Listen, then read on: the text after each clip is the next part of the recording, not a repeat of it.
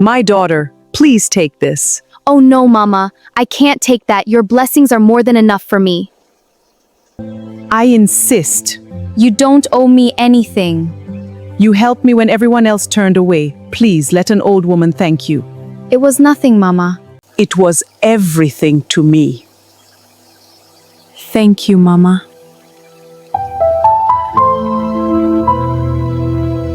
After carrying water like a village servant, now old mirror she collects.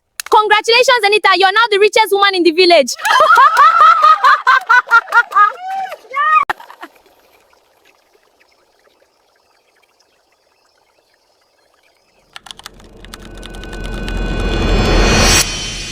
Hello beautiful people, my name is Cynthia and welcome to my channel African Tales by Golden. I'm so glad you're here. Sit back, relax and enjoy today's exciting story. Let's get started. My people, come closer. This story, if you hear am finish, you go know say kindness no dey ever waste. In a small village, lived a beautiful young woman named Anita. She lived with her sick mother in a tiny hut at the edge of the village. Their roof leaked whenever it rained, and some days there wasn't enough food to eat. Every morning before sunrise, Anita would carry fruits and vegetables to the market. Despite her struggles, she was known for having a kind heart. If an old person needed help, Anita would help. If a hungry child passed by her stall, Anita would share what little she had.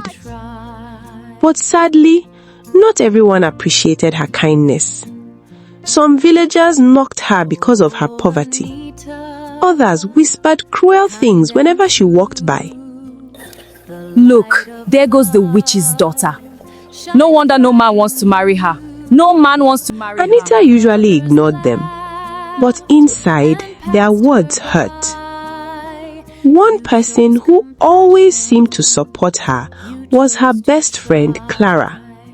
Or at least, that's what Anita believed.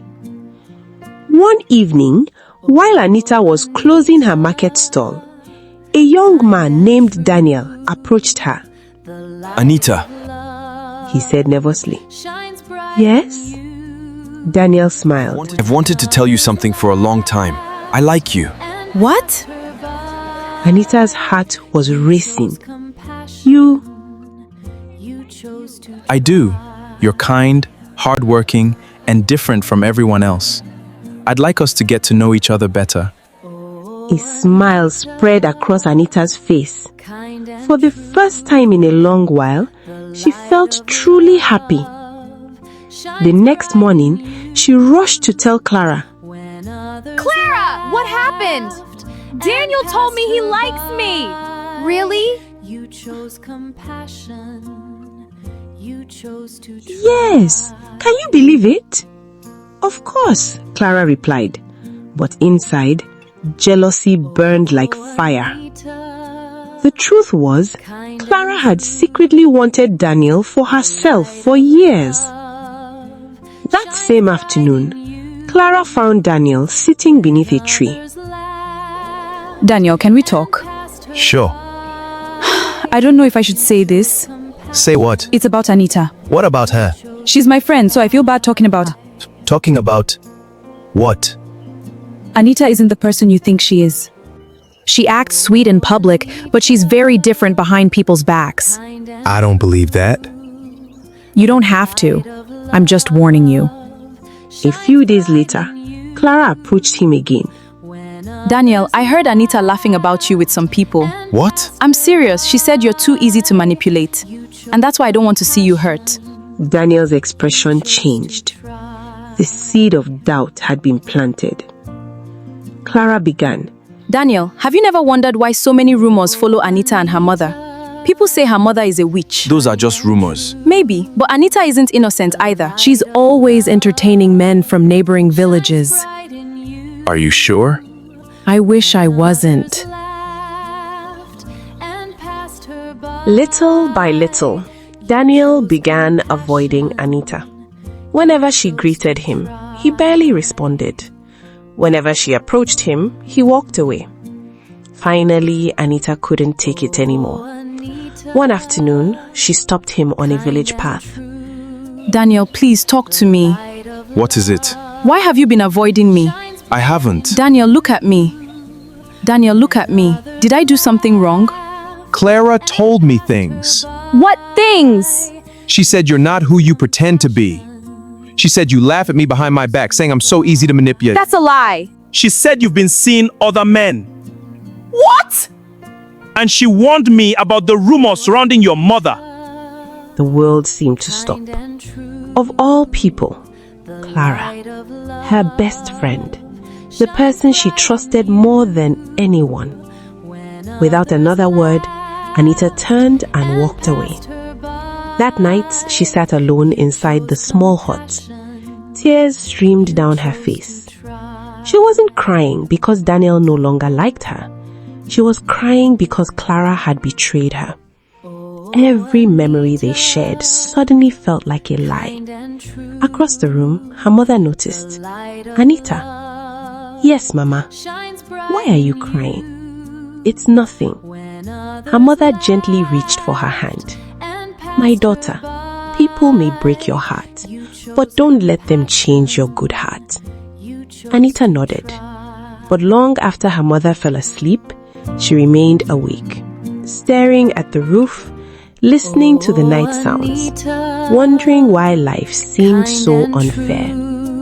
When morning finally came, Anita picked up 2 empty water pots. She needed fresh water from the stream. Maybe the quiet sound of running water would help ease the pain in her heart. The morning sun was already rising as Anita made her way towards the stream with her 2 empty water pots. Her heart still felt heavy from Clara's betrayal. How could she do that to me? Anita whispered to herself. As she approached the stream, she noticed a group of village girls already gathered there, fetching water and chatting. Then she saw someone sitting alone near the water's edge. It was the old woman. Anita had seen her around the village before. Nobody seemed to know where she had come from. One day, she had simply appeared in the village and settled inside a small, run-down hut near the stream. She was very old, weak, and could barely walk. Most villagers avoided her. Some called her a beggar, others called her a witch. Children often laughed whenever they saw her. The old woman struggled to lift an empty clay pot. Her hands trembled from weakness. My daughters, please, can someone help me fetch some water? There she goes again. I beg, leave us alone. Another girl smirked. Maybe she should use her witch powers. The old woman lowered her head. Please, she whispered. I'm very thirsty. But nobody moved. Some girls simply picked up their water pots and walked away. Anita watched quietly. After everything she had been through, seeing the old woman being treated that way made her heart ache. She walked over and knelt beside her. Good morning, Mama. Good morning, my child. Kind and true, the light of... Without hesitation, Anita picked up the clay pot and walked to the stream. She filled it with fresh water and brought it back. The old woman drank eagerly. Thank you, my daughter. But Anita wasn't finished. She noticed several other empty containers beside the old woman. She picked them up, one after another, and began filling them. The old woman's eyes widened. My daughter, that's enough. No, Mama. You don't need to come back here again today. She continued filling every container the old woman had brought. When she was finally done, she carefully arranged them beside her. There, Mama. That should last for a while. Tears gathered in the old woman's eyes. May God bless you, my child.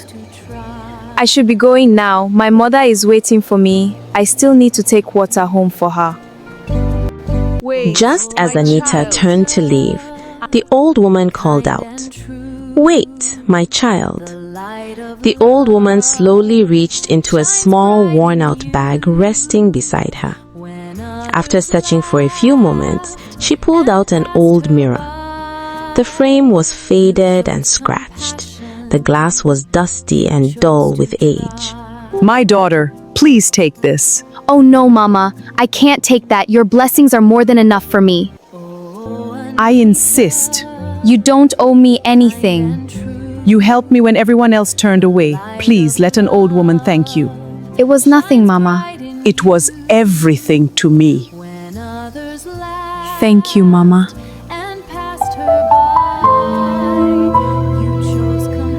As Anita picked up her water pots and began walking home, the girls nearby noticed the old mirror. One of them burst into laughter. See what she got for all that work. After carrying water like a village servant, now old mirror she collects. Congratulations, Anita. You're now the richest woman in the village. The girls laughed so hard that some villagers passing by stopped to see what was happening. Soon, even more people were laughing. Anita looked down at the old mirror in her hands. For a brief moment, she felt embarrassed.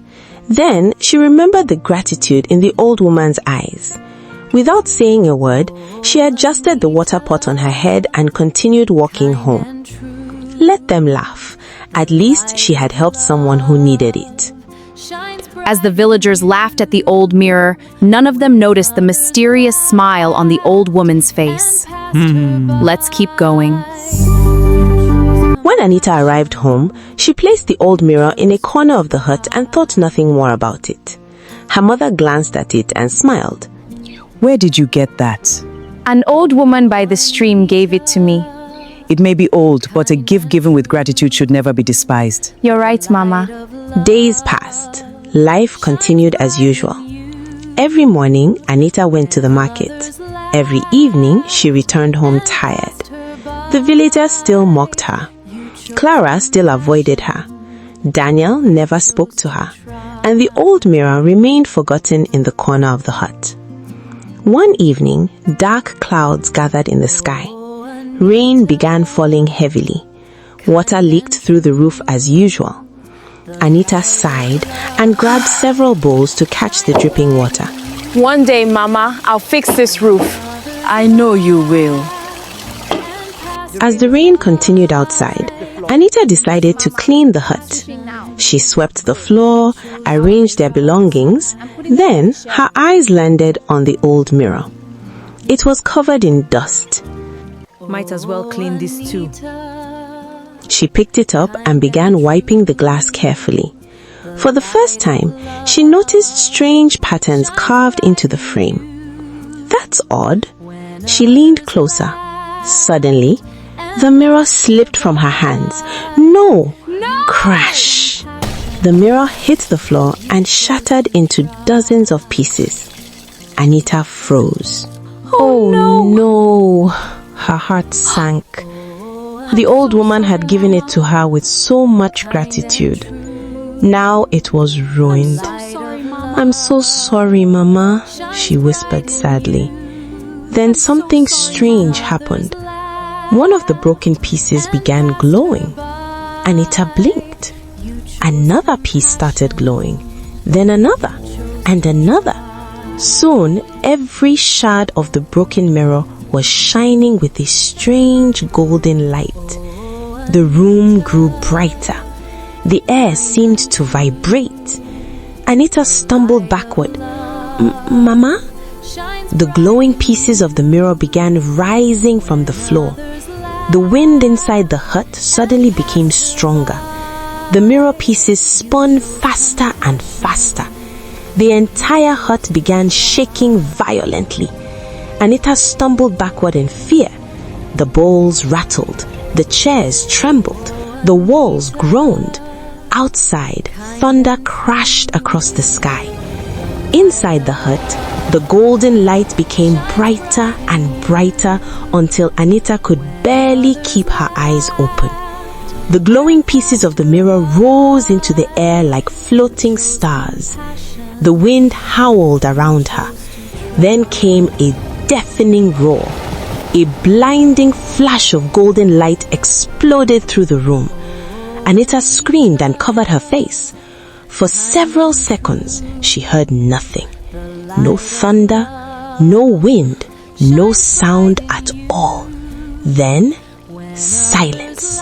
Complete silence. Her heart pounded inside her chest.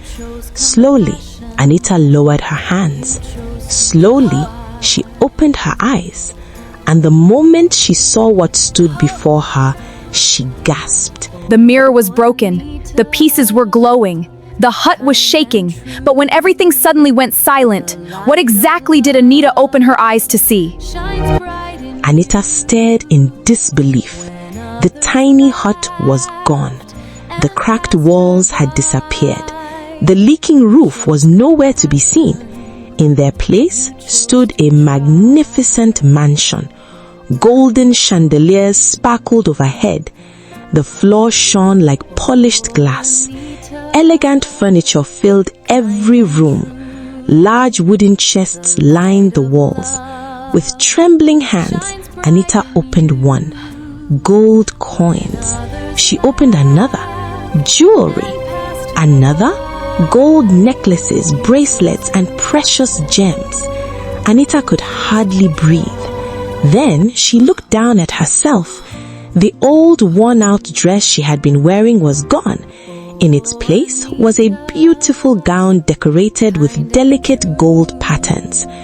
"What is happening?" she whispered. Suddenly, she remembered her mother. "Mama?" She ran toward her mother's room. The door burst open and Anita froze. Her mother was standing. Standing without support. Standing without pain. The woman who had been sick for years looked healthier than she had in a very long time. Anita, Mama, you're walking! my pain is gone. I feel strong. That night, neither of them could sleep.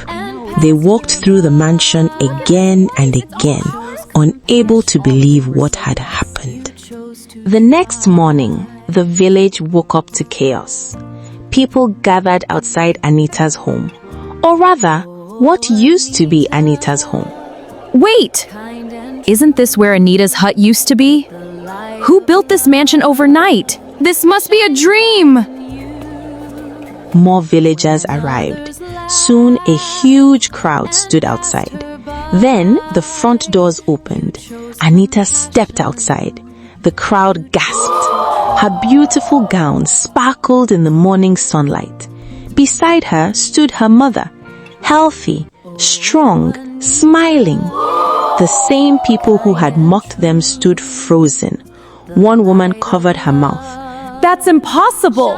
Her mother is healed. I don't believe this. The girls who had laughed at the old mirror stared in embarrassment. Within days, everything changed. People who once insulted Anita now greeted her respectfully. Good morning, Anita. You look wonderful today. You have such a kind heart. Anita simply smiled. She had not forgotten how those same people had treated her before. Then Clara came. Tears filled her eyes. Anita, please forgive me. Anita looked at her quietly. I was jealous, Clara confessed. I hated that everyone admired you. I hated that Daniel loved you. So I lied. Anita remained silent. I don't deserve your forgiveness. After a long pause, Anita nodded. I forgive you. I forgive you. Clara burst into tears. Soon after, Daniel also arrived. I'm sorry, Anita. You believed her lies. I know. I was foolish. The truth always finds its way into the light. From that day forward, Anita used her wealth to help others. She repaired roads, she fed hungry families, she paid for medicine for the sick, she helped widows and orphans. And whenever people asked why she was so generous after everything she had endured, Anita would simply smile, because she remembered the day everyone ignored an old woman by the stream. Everyone except her. Weeks later, Anita returned to the stream hoping to thank the old woman once more. But the old woman's hut was gone. There was no trace of her. No footprints, no belongings, nothing. It was as if she had never existed. Anita smiled softly. Then she looked at the flowing water and whispered, Thank you, Mama. Perhaps some mysteries are never meant to be solved. But one thing was certain. The villagers never forgot the lesson they learned. Never mock the poor and never underestimate the power of kindness, because the smallest act of kindness can open the door to the greatest blessing of all. Thank you for spending your time with us and listening to Anita's story. We hope this story reminded you that kindness, no matter how small, can make a bigger difference than you may ever know. If you enjoyed it, please don't forget to like, share, subscribe, and leave a comment below telling us what you learned from Anita's journey. Your support helps us create more heartwarming stories and life lessons for you to enjoy. Until next time, take care of yourselves and keep spreading kindness wherever you go. Bye!